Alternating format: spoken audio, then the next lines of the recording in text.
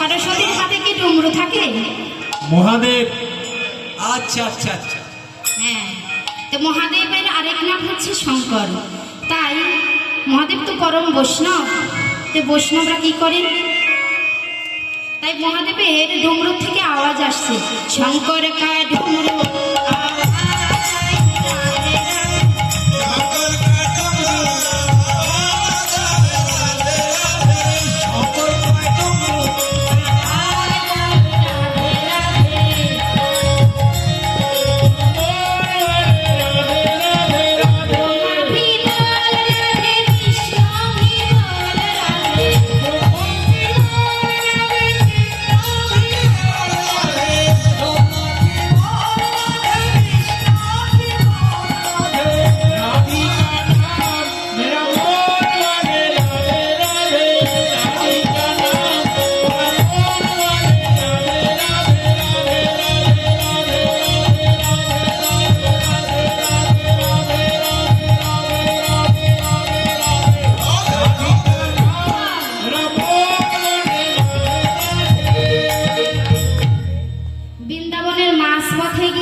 নামিয়ে দিলে কি হবে?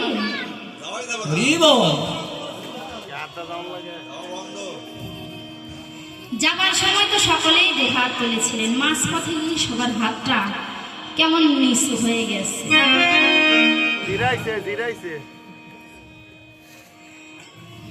বৃন্দাবনে যেতে হলে হাত তুলতে হয় এবং করতালি দিতে হয়। করতালিতে ফল পাওয়া যায় জানেন?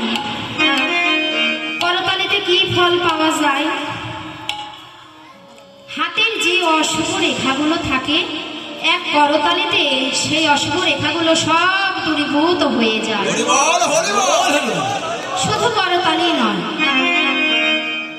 আমাদের মায়েরা তো একটু উলুধ্বনিও দিচ্ছে না, হাতে তালি তো দিলই না। হাতে তালি না দিলে আরো একটা জিনিস হয় জানেন তো?